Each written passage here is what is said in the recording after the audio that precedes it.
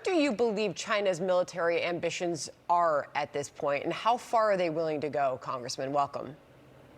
I think we have to take the threat seriously. I just led a bipartisan delegation in Taiwan, and even though an amphibious landing in Taiwan is very difficult, they also could do a blockade around Taiwan, prevent energy from getting into Taiwan. They've done that in the past for a day or two. If they did that for 2 to 3 weeks, it'd be very concerning. My concern is the coercion that they could apply on Taiwan, not just an actual invasion.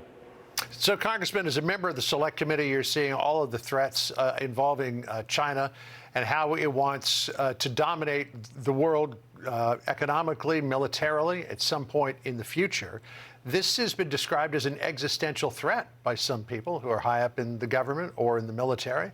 Is the Biden administration, is President Biden doing enough to meet this threat? You know, the good news is that we actually had a meeting, bipartisan meeting, with Speaker McCarthy in his office, and he said the China Select Committee is one committee that I want to be bipartisan. When we are unified as a country on this, that's when the CCP has the broadest concern. So I think in a bipartisan way, there are two things we can be doing. One, we can be beefing up Taiwan's defense. That is something Taiwan wants. And two, we can be bringing back our manufacturing. We have an astronomical trade deficit with China. We shipped off too many jobs there. We need to rebalance the manufacturing. Congressman, I'm sorry to say it. I noticed that you strategically ducked my question. Is the Biden administration doing enough to meet this growing threat? I do think so. And I think that the China committee has been very careful not to criticize the president. If you watch the first hearing, they are doing things like beefing up our bases in the Philippines. They are working to help expedite the defense to Taiwan. They are helping work on bringing manufacturing back.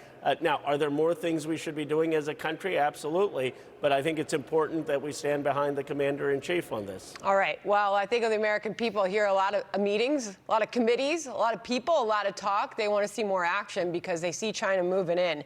I want to transition now to what we are about to hear from President Biden. And he is about to unveil his budget and $2 trillion in new taxes on the American people. I mean, why pick this fight with Republicans in this moment? You know, and when he's not picking a fight with Republicans, he's angering Democrats because here he is launching this new tax and spend plan in the middle of an economic crisis in this country. You've got 2/3 of the American people living paycheck to paycheck. You've got sky-high inflation that the Federal Reserve is struggling to tame. Congressman, why do this now? Well, I think we got to have basic math, and here are the choices. Either you can protect Social Security and Medicare. Even President Trump says we shouldn't have cuts on there. And to do that, you have to raise taxes on the wealthy. I mean, that's the way you can have the numbers work. Or you could go the way Paul Ryan wants, which is to raise the retirement age, cut benefits. Are you so sure this only affects the wealthy? I am. I mean, if you look at the president's tax proposal. But I guess my question for Republicans is this. What way are they going to go? Are they going to go the way of Paul Ryan? His numbers add up. He wants to make certain cuts on Social Security and raise the retirement age. I disagree with that. Or are they going to say, no, we can't make these cuts and we have to raise taxes? Or do they want deficits? They're only one of three options. I support the idea that you have the wealthy pay more taxes. If you don't support that, then what are you for? You know, Congressman, I've talked to a few people in Congress who will privately acknowledge that the only way to really get deficits and the debt under control and to stop this explosion beyond $31 trillion in debt is to reform programs like Social Security, Medicare, and Medicaid. But no political party wants to take the lead on that because they'll get flogged by the other. You say that you believe that the solution to this is by raising revenues. Is there no room for reform here in any of these programs?